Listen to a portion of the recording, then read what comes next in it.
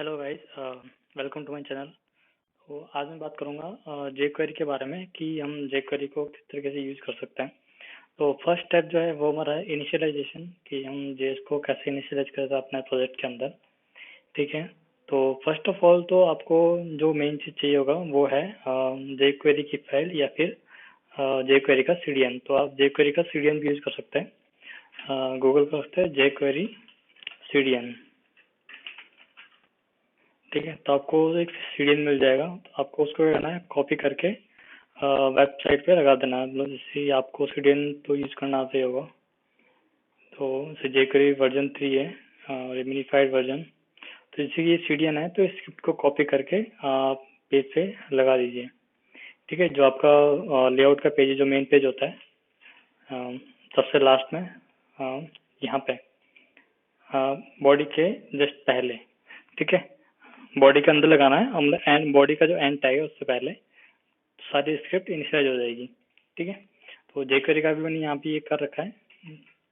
ठीक है, जो कि वर्जन 3.4.1 है। अब हमें क्या करना है कि हमें एक फाइल बनानी है, एक जेएस की फाइल, जिसपे अपन सारा जो हमारा कोड होगा jQuery वो हम लिखेंगे। ठीक है, तो उसके लिए हमें jQuery की फाइल बनानी है, जेएस की फाइल, जो कि है हमारी custom.js। ये मैंने बना ली है। ठीक है, तो अब इसमें क्या होता है ना कि बहुत से लोग क्या करते हैं कि जब जेएस लिखता है अपने प्रोजेक्ट के अंदर, तो एक जो प्रॉब्लम होती है वो लोग ये करते हैं कि जो भी वो कोड लिख रहे हैं, ठीक है, उसमें हमेशा ये कोड लिखता है। जैसे कि जो भी नया फंक्शन बन रहा है, या तो ये लिखेंगे डॉक्यूमेंट रेडी फिर फंक्शन, फिर उसके अंदर जो कोड होगा वो लिखेंगे। और कई कई बार तो सेम कोड लिखा जाता है, बट ऐसा नहीं करना है। एक इसका दूसरा तरीका है जो मैं आपको बताऊंगा, बट कई लोग ये भी करते हैं कि एक रेडी का फंक्शन लिखते हैं और उसके अंदर जो भी उसका jQuery कोड होता है, जैसे कि डॉलर, फिर क्लास का नेम यहाँ पे, जैसे कि क्लास नेम जो सेलेक्टर है वो, फिर उसके बाद में कोई फंक्शन डॉट ऑन, फिर चेंज, फिर फंक्शन, कुछ इस तरीके से। तो कई बार लोग इस तरह से कोड लिखते हैं और कई बार कोड लिखता है इस तरीके से, डॉट चेंज और फिर इस तरीके से फंक्शन। ठीक है, तो ये तीनों ये वाला मेथड सही है, बट इसमें एक प्रॉब्लम ये है कि जब भी हमारा कोड स्टार्टअप के टाइम पे चलता है, जब भी हमारा पेज रिफ्रेश होता है, तो उस टाइम पे कोड चलता है। तो उस टाइम पे क्या होता है ना कि जैसे कि ये क्लास है, अब ये क्लास इस पेज पे तो अवेलेबल है, बट ये दूसरे पेज पे अवेलेबल नहीं है। तो वहाँ पे क्या होगा ना कि वहाँ पे वो एरर दे देगा कि दिस क्लास नॉट डिफाइन, या फिर ऐसा कुछ। ठीक है, तो हमें ऐसा नहीं करना है। हमें जो जो लेटेस्ट जो तरीका, जो दूसरा तरीका है, जिसमें कि एरर भी नहीं आएगी और कोड भी सही से काम करेगा। ठीक है, जैसे अपन पेज में करते हैं, हमारे एक पेज पे वैलिडेशंस लगाते हैं, वैसा ही जेएस में भी होता है। ठीक है, तो वो कैसे करता है वो मैं आपको बताता हूँ। सबसे पहले तो हमें एक jQuery एक वेरिएबल बनाना है, जिसमें कि वेरिएबल लिया हमने, जो कि हमने ले लिया साइट। ठीक है, अब ये बनेगा ऑब्जेक्ट।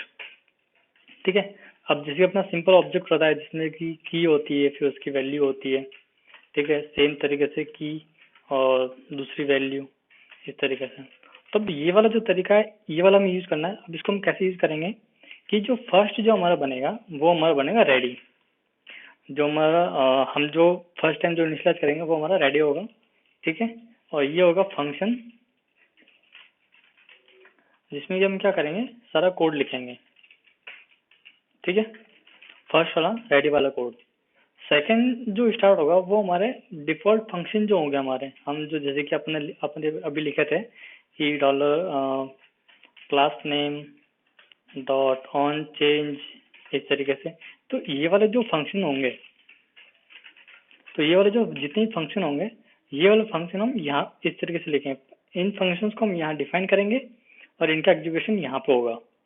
ठीक है, तो इस तरह से क्या होगा कि जो एरर भी नहीं आएगी, और अगर किसी कोड में एरर भी है तो वो दूसरे कोड को इफेक्ट नहीं करेगा। ठीक है, अब jQuery में क्या होता है ना कि कई बार अपन कोड लिखते हैं तो कोड के बीच में एरर आ जाती है, और जो उसके पीछे वाला कोड है वो नहीं चल पाता है। जैसे कि अपने ये वाला कोड है, तो ये हमने कई बार मतलब बहुत सारा कोड लिख दिया है। ठीक है, अब बीच वाले फंक्शन में एरर आ गई तो नीचे वाला कोड एग्जीक्यूट नहीं होगा। ठीक है। तो कई बार ये दिक्कत आती है, बट इस कोड में ऐसा नहीं होगा। इस कोड में जहाँ भी एरर आएगी सिर्फ वो वाला फंक्शन ही इफेक्ट करेगा, बाकी के फंक्शन इफेक्ट नहीं करेंगे। ठीक है। तो अब इसमें ये वाला फंक्शन बना दिया हमने, रेडी फंक्शन, और यहाँ पे जो फंक्शन बनेंगे वो बाकी के फंक्शन बनाएंगे। ठीक है। फॉर एग्जाम्पल अभी यहाँ पे जैसे कि यहाँ पे कंग्रेचुलेशन लिखा हुआ है, ये ई का डिफॉल्ट प्रोजेक्ट सेटअप किया हुआ है मैंने। ठीक है। तो अब इसके नीचे ये 3 हेडिंग्स है, तो हम यहाँ पे एक एक करके बटन ऐड कर देता हूँ। तो व्यू साइट इंडेक्स, ये है हेडिंग पे ऐड कर देते हैं क्लास हेडिंग। इसके क्लास में ऐड कर दी हेड 1, और सेम तरीके से हेड 2 और ये हेड 3। ठीक है। तो इस तरीके से मैंने क्लास ऐड कर दी। तो जब भी इस क्लास में मैं कोई इवेंट लगाऊंगा तो वो उस टाइम पे कॉल हो जाएगा। ठीक है। तो उसको चेक करते हैं कि फर्स्ट टाइम हम इवेंट कैसे लगाते हैं। तो हम क्या लिखते हैं, पहला हम इवेंट हम लगाते हैं क्लिक वाला, जैसे कि डॉलर डॉक्यूमेंट डॉट ऑन, उसके बाद है क्लिक, उसके बाद में जो हमारा फंक्शन कॉल होगा। ठीक है। और जो सेलेक्टर है, हम जो इवेंट है वो हमारा क्लिक है, सेलेक्टर जो हमारा है वो है डॉट हेड 1, जो कि हमारी पहली क्लास है। और जो हमारा फंक्शन है, हम जैसे कि हम नॉर्मली ये लिखते हैं। ठीक है। हम नॉर्मली ये लिखते हैं, बट हमें यहाँ पे ये नहीं लिखना है, हमें ये वाला फंक्शन यहाँ पे यूज करना है। ठीक है। तो हम इस फंक्शन को यहाँ कैसे यूज करेंगे, यहाँ पे हम फंक्शन का नाम लिखेंगे हेड 1 फंक्शन, और यहाँ पे फंक्शन, फिर यहाँ पे इस फंक्शन एंड हो गया। ठीक है। अब इसको यहाँ से हटाते हैं। अब यहाँ पे इस वाले को एक्सेस कैसे करेंगे, नॉर्मली क्या होता है ना कि जब जो हमारा ऑब्जेक्ट होता है, ठीक है, वो हमारा ऑब्जेक्ट इस तरीके से होता है कि की कॉलम वैल्यू की 2 कॉमा वैल्यू 2। तो जब भी हमें कोई ऑब्जेक्ट के किसी भी वैल्यू को एक्सेस करना होता है, तब हम ऑब्जेक्ट उसके बाद में डॉट लगा के जो हमारा की होती है जो हमारी, उसको एक्सेस करते हैं, जैसे कि ऑब्जेक्ट डॉट की 2। ठीक है। तो ये वाला कॉल हो जाएगा, ये वाला हमारा रिटर्न हो जाएगा। सेम तरीका है इसके अंदर, जैसे कि साइट है, साइट के अंदर रेडी फर्स्ट हो गया, सेकंड हो गया हमारा हेड। तो यहाँ पे हम सेम तरीके से कॉल करेंगे कि साइट डॉट हेड 1, ये हमारा ऑटोमेटिकली यहाँ पे इसने दिखा दिया। ठीक है। तो इससे हमें क्या होगा कि यहाँ पे ये वाला कॉल हो जाएगा। इसको मैं कमेंट करता हूँ नीचे वाले को। अब ये हेड 1 यहाँ पे है, हेड 1 मैंने यहाँ पे लिखा console dot log, console log में हेलो दिस इज हेड 1। ठीक है। अब हमने इसको इनिशियलाइज नहीं किया अभी तक। अभी हमने क्या किया, हम हमारे जो मेन फंक्शंस थे उनको हमने साथ सबको यहाँ लिख दिया। आप यहाँ पे कितने भी फंक्शन लिख सकते हैं और डायरेक्टली उनको यहाँ पे 1 बाय 1 लिख सकते हैं, 1 बाय 1 इनिशियलाइज कर सकते हैं।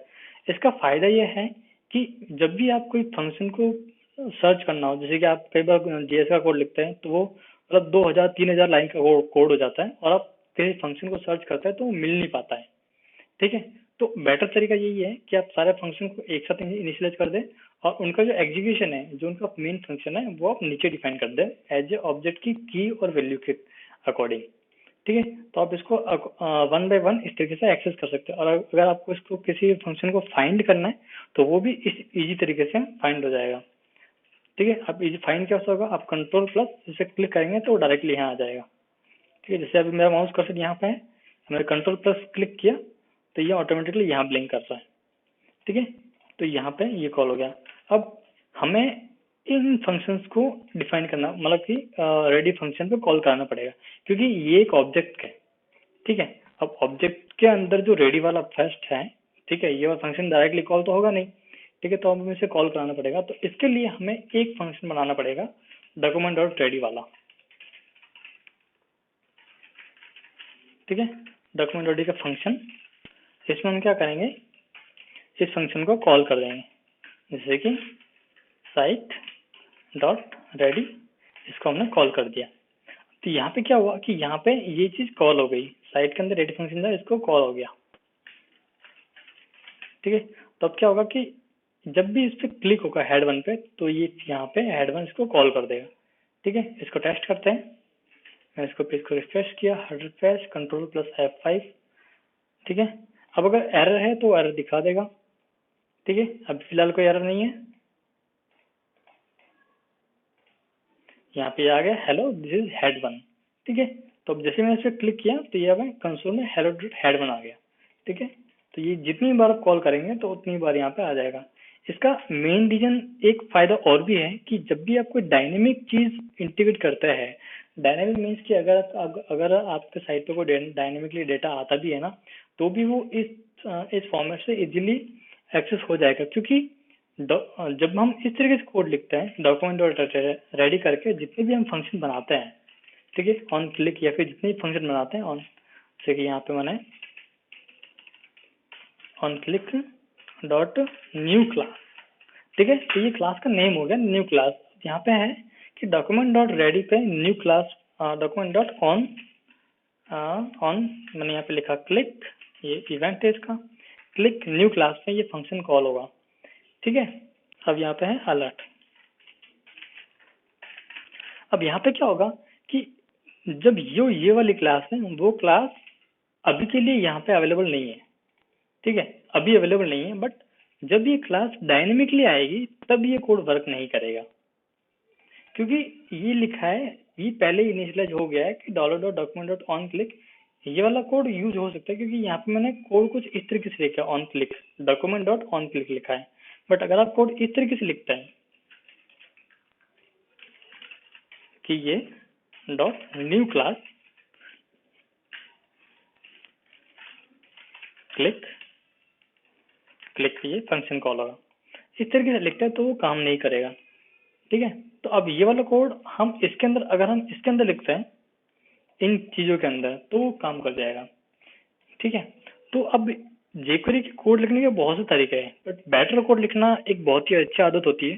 ठीक है, और हमें हमेशा अच्छा कोड लिखना चाहिए और क्लीन कोड लिखना चाहिए। जैसे कि ये वाला क्लीन नहीं है, ये वाला क्लीन नहीं है, जो क्लीन है वो ये वाला है, जिसमें कि हमें हमारे जितने फंक्शन से सारे एक जगह डिफाइन हो गए और उन फंक्शन का एग्जीक्यूशन वन बाय वन यहाँ डिफाइन हो गया, और इस वाले फंक्शन को इनिशियलाइज हमने यहाँ पे कर दिया।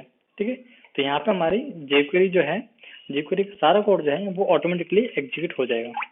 ठीक है, अभी हम जैसे कि दूसरा तीसरा कोड लिखेंगे, जैसे यहाँ पे हेड वन था तो मैंने हेड टू बना दिया, हेड टू, यहाँ पे हेड टू को कॉल करता हूँ और यहाँ पे मैंने दिखे, अब यहाँ पे मैंने हेड टू को कॉल किया। ठीक है, तो जब मैं इसको रिफ्रेश करूंगा, जैसे मैं हेड टू पे क्लिक करूंगा तो कुछ नहीं होगा, क्योंकि यहाँ पे फंक्शन है ही नहीं, तो फंक्शन कॉल ही नहीं होगा। ठीक है, बट अगर यहाँ फंक्शन होता तो फंक्शन कॉल हो जाता। ठीक है, तो इसका ये फायदा ये भी है कि ये कई बार एरर नहीं देता है, और एरर तभी देगा जब आपके कोड में कोई दिक्कत होगी। जैसे हमने कंसोल की जगह कंसोल एल किया, ई नहीं लिखा, तो मैंने इसको रिफ्रेश किया तो ये एरर देगा। ठीक है, तो इसने ये एरर दे दी कि ये वाली एरर है। तो मेन इसका फायदा यही है कि जब भी आप कोई कोड लिखते हैं, अगर आप कोई कोड एक्स्ट्रा भी लिखते हैं और उसका एग्जीक्यूशन नहीं भी लिखते यहाँ पे, तो भी तो भी कोई दिक्कत नहीं है कि आपके कोड एरर नहीं देगा उस टाइम पे। ठीक है, अब यहाँ पे ये हेड टू है, तो इसका हम कोड लिखते हैं यहाँ पे, head two colon function then console, this is head two से रिफ्रेश। ठीक है, head two this is head two, head one this is head one, head two this is head two, head one this head one. ठीक है, तो इस तरीके से जो हमारी jQuery है वो इनिशियलाइज हो जाती है। ठीक है, और हाँ, एक चीज और कि जब भी आप jQuery को इनिशियलाइज करते हैं या फिर आप जो भी jQuery की फाइल इंक्लूड करते हैं आप किसी भी फाइल के अंदर, ठीक है, तो जब आप स्क्रिप्ट टाइप के अंदर जब भी कोई फाइल इंक्लूड करते हैं या फिर HTTP या HTTPS लगाते हैं, तो जो आपका टैग होता है स्क्रिप्ट टैग, उसका सबसे पहले तो सबसे लास्ट में लिखेंगे, जो आपका बॉडी टैग जो एंड होने वाला था उससे जस्ट पहले। ठीक है, और जो आपका लिंक है, जो आपका यूआरएल है, ठीक है, उसमें आप कई बार देखते हैं कि जो यूआरएल होता है, जब भी हम कोई jQuery के अलावा बाकी जो भी सीडीएन होते हैं उसको यूज करते हैं, तो वहां पे लिखा आता है कि http:// या फिर https://। ठीक है। अब इमेजिन कि जब भी आप अपनी साइट किसी https पे पॉइंट करते हैं तो http वाला क्या करता है कि जब अगर आपने http वाला लिंक अगर लगा रखा है और अगर आपकी साइट https पे पॉइंट है तो वो आपको नॉट सिक्योर का ऑप्शन देगा, जैसे कि यहाँ पे आएगा एक्शन दिखा यहाँ पे दिखा रहा है कि your connection site is not secure. ठीक है। तो वो इसलिए दिखा रहा है क्योंकि यहाँ पे http ये फिलहाल में लोकल होस्ट है इसलिए दिखा रहा है, और कुछ कुछ साइट होती है जैसे कि ये वाली है तो यहाँ पे दिखा रहा है कनेक्शन इज सिक्योर। इसका मेन रीजन यही है कि ये साइट तो https पे पॉइंट है और इसके जितने भी लिंक्स हैं वो सारे भी https पे पॉइंटेड है। अगर आपका एक भी लिंक अगर http पे पॉइंट है तो वो क्या करेगा, वो एरर दे देगा, वो यहाँ बता देगा कि this site is not secure. तो इसके लिए क्या करना है कि आप http कॉलम को हटा दीजिए, ओनली स्लैश रखिए। इसका रीजन ये है जैसे कि यहाँ पे custom.js .com जो भी कोई यूआरएल है, ठीक है। तो जो भी आपने सीडीएन यूज किया है कॉमा करके js /v/1.2.101 ऐसा कोई अगर आपने यूआरएल डाल रखा है, ठीक है। फॉर एग्जाम्पल कोई भी सीडीएन हो या फिर जेएस का या फिर दूसरा कोई भी सीडीएन हो, तो बूटस्ट्रैप का भी होता है, तो आपको स्लैश लिखना है। इससे क्या होगा ना कि यहाँ पे जो होगा वो आपका जो भी डिफॉल्ट होगा, जो भी आपका साइट का डिफॉल्ट है वो वाला यूआरएल यहाँ पे ले लेगा। ठीक है। तो उससे कोई दिक्कत नहीं आएगी।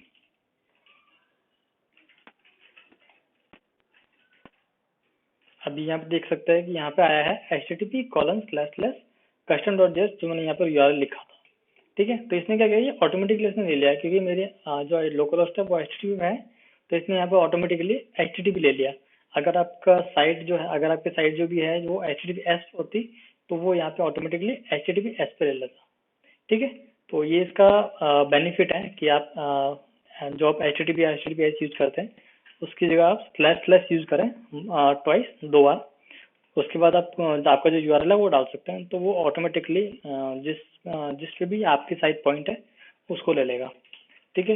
ये फ्रेमवर्क्स में बहुत कम होता है क्योंकि फ्रेमवर्क्स में हमें या ई के अंदर तो ऐसा ये मिल जाता है एसेट्स, तो ये ऑटोमेटिकली लगा लेता है। और लारावेल के अंदर होता है तो वो वहाँ भी एसेट मिल जाते हैं, वो यूआरएल के अंदर लग जाता है। ठीक है। तो ये प्रॉब्लम कई बार कोर के जो प्रोजेक्ट होते हैं कोर पीएचपी के या फिर जो भी प्रोजेक्ट है कोर के, तो उसमें ये कई बार दिक्कत आती है क्योंकि हम हमेशा जो सीडीएन लगाते हैं वो हम डायरेक्टली कॉपी करके लगा लेते हैं। जैसे कि यहाँ पे एग्जाम्पल दे रखा था, तो यहाँ पे सीडीएन लिखा है कि https://। ठीक है। तो यहाँ पे एस दे रखा है, अगर हम इसको https को हटा के डायरेक्टली भी लिखेंगे तो भी ले लेगा, इसलिए यहाँ पे ये जो सीडीएन है वो http पे भी अवेलेबल है और https पे भी अवेलेबल है। बट अगर आप इसको डाउनलोड करके अपनी साइट पे ऐड कर देते हैं और फिर आप उसको यूआरएल लगाते हैं http करके, तो वो दिक्कत करेगा। मतलब दिक्कत तो नहीं करेगा, चलेगा सही, बट आपको वो सिक्योर नहीं दिखाएगा, कनेक्शन सिक्योर, जैसे कि अभी गूगल पे दिखाता है या फिर बाकी वेबसाइट पे दिखाता है, जैसे कि यहाँ पे जेक्वेरी पे दिखा रहा है कि कनेक्शन इज सिक्योर, इस तरीके से। ठीक है। तो इस तरीके से हमारी जेक्वेरी जो है वो इनिशियलाइज होती है, और जो उसका जो मेन जो स्ट्रक्चर है वो मैंने आपको बता दिया कि किस तरीके से हमारा स्ट्रक्चर काम करेगा जेक्वेरी का। ठीक है। तो नेक्स्ट टाइम मैं आपको और नए फीचर्स के बारे में बताऊंगा। ठीक है। तो थैंक यू वेरी मच और मिलते हैं नेक्स्ट वीडियो में। सो बाय बाय।